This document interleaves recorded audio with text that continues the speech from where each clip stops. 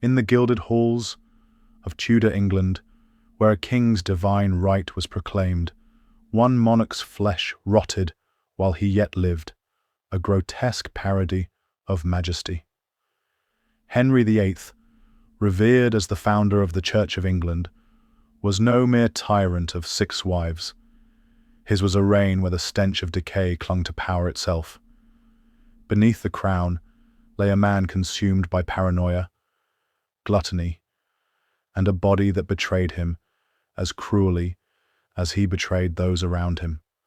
What horrors festered in the shadow of his throne, hidden from the annals of common history? A tale of monstrous excess and unrelenting terror awaits revelation. For those drawn to the darkest corners of the past, consider subscribing to uncover more truths history dares not speak aloud. In the autumn of the 16th century, England stood at the crossroads of faith and power, its destiny shaped by a king whose name would echo through the ages. Henry VIII, second of the Tudor dynasty, ascended the throne in 1509 as a young monarch of promise, athletic, learned, and adorned with the charisma of a Renaissance prince. Yet, beneath the splendor of his court, a darker tale was unfolding. His reign, spanning nearly 4 decades, would unravel into a saga of physical ruin, psychological torment, and unyielding autocracy. From the opulent palaces of Whitehall to the grim cells of the Tower of London, Henry's world was one of grandeur, tainted by treachery and decay. This is not the story of a king, merely defined by his 6 wives or the schism with Rome, but of a man whose own body and mind became a battlefield, mirroring the chaos he wrought upon his realm. What drove this monarch to such grotesque extremes, and what secrets lay buried beneath his crumbling majesty? The journey into this grim chapter of history begins now. In the early years of his reign, Henry VIII cut a striking figure, a towering monarch whose athletic prowess dazzled the courts of Europe. Jousting, hunting, and dancing were his domains, his vitality a testament to the divine favor he claimed. Yet, by the 1530s, this image of regal splendor began to fracture. A catastrophic jousting accident in 1536, at the age of 44, left Henry unconscious for 2 hours, a wound that modern physicians believe inflicted severe, traumatic brain injury. This was no mere bruise. It was a turning point, the moment when the king's body and mind began their inexorable descent.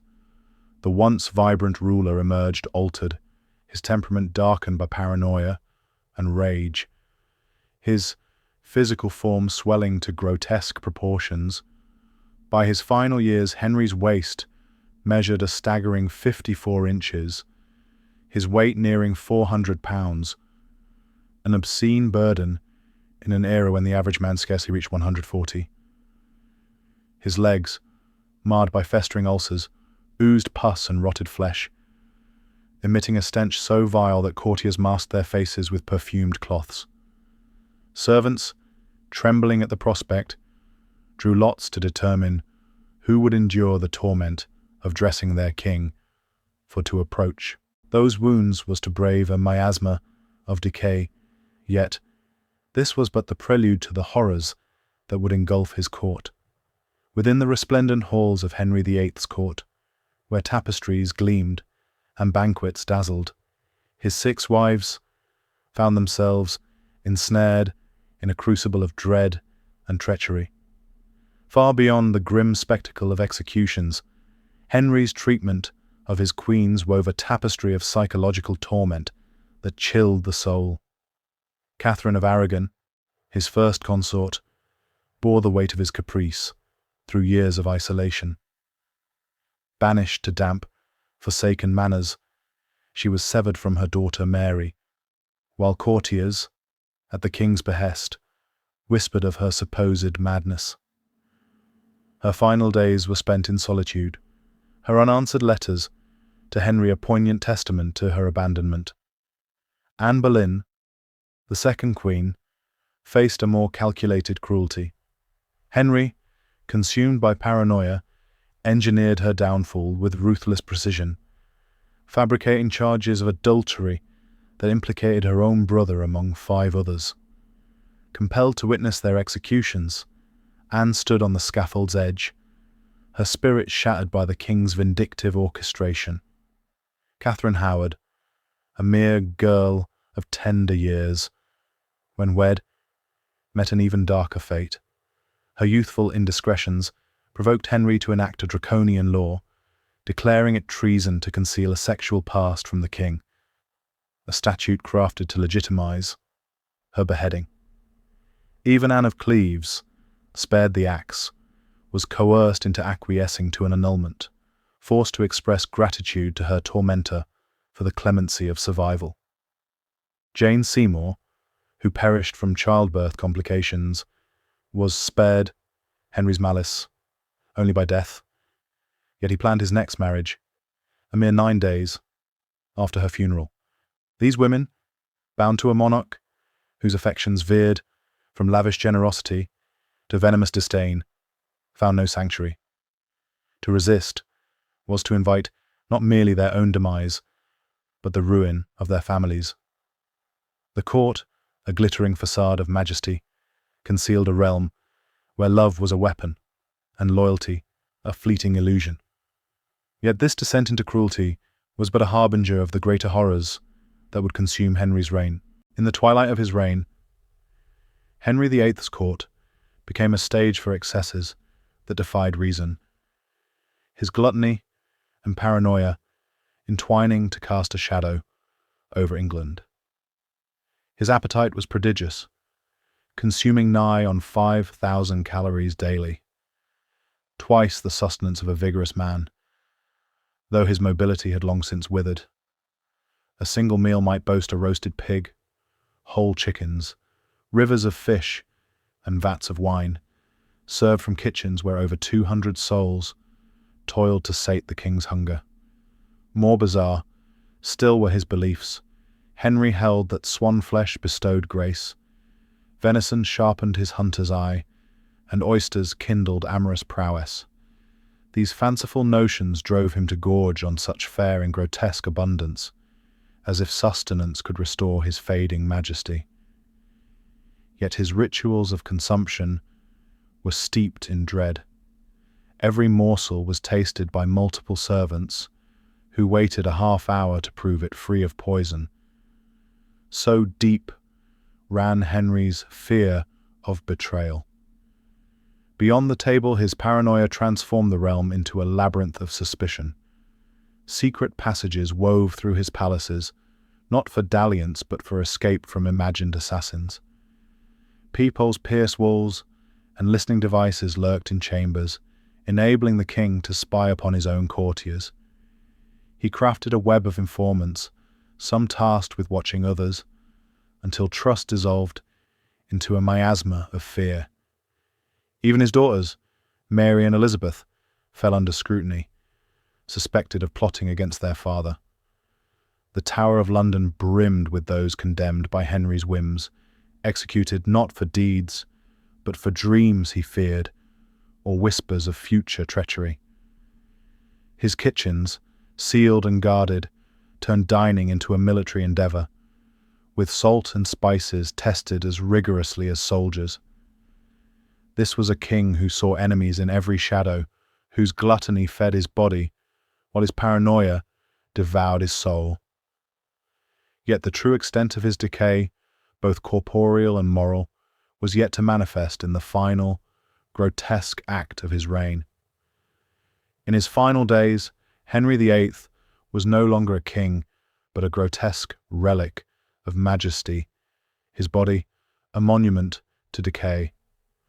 By 1547, his immense frame, swollen to near 400 pounds, could not bear its own weight. Servants bore him through Whitehall's halls on a mechanical chair, its pulleys creaking under the strain.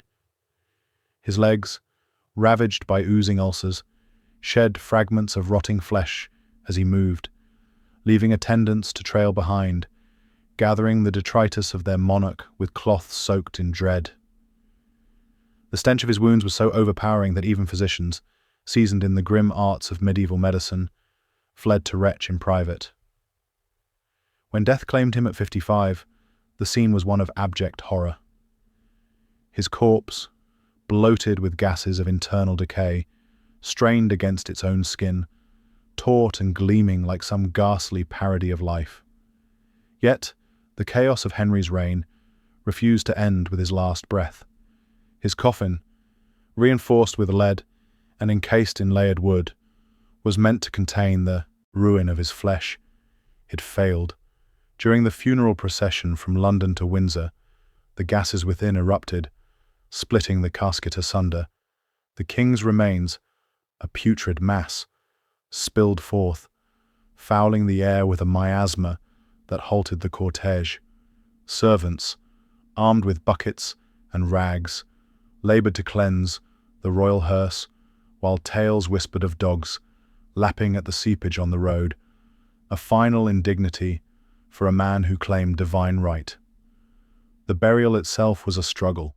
The grave, dug wider to accommodate the massive coffin, collapsed repeatedly under the weight of lead and flesh, as if the earth itself recoiled from its burden. For years after, eerie sounds and foul odors emanated from Henry's tomb, attributed by some to a restless spirit, but more likely the relentless escape of decomposition's gases. Those who handled his corpse paid a grim toll. Several succumbed within weeks, perhaps felled by infections born of their grim task. Henry's death was no mere end, but a continuation of the terror he sowed, a legacy etched not in glory but in the grotesque. His reign, once heralded as a beacon of Tudor might, revealed a truth far darker. Absolute power had forged a monster whose shadow lingered long after his flesh had failed. The reign of Henry VIII, etched in the annals of England as a time of seismic change, reveals upon closer scrutiny a far bleaker truth. Beyond the schism with Rome and the shadow of his 6 wives lies the portrait of a monarch undone by his own excesses. His body, once a symbol of regal vitality, became a prison of decay, his mind a labyrinth of paranoia that ensnared a kingdom. The Church of England, born of his ambition, stands as a monument to his will, yet it is overshadowed by the horrors of a court where trust was a phantom and cruelty a constant. Henry's legacy is not merely one of power wielded, but of power corrupted, absolute, unchecked. It consumed both ruler and realm, leaving a trail of broken lives and a tomb that could not contain its own ruin. History, in its kinder retellings, may crown him a titan of the Tudor age, but the truth whispers of a man who became a monster, his flesh and soul rotting in tandem. For those drawn to the shadowed corners of the past, where such truths lie buried, consider subscribing to unearth more tales that history dares not proclaim. In the end, Henry VIII's story is a solemn requiem, a warning that even kings, cloaked in divine right, cannot escape the mortal cost of their own making.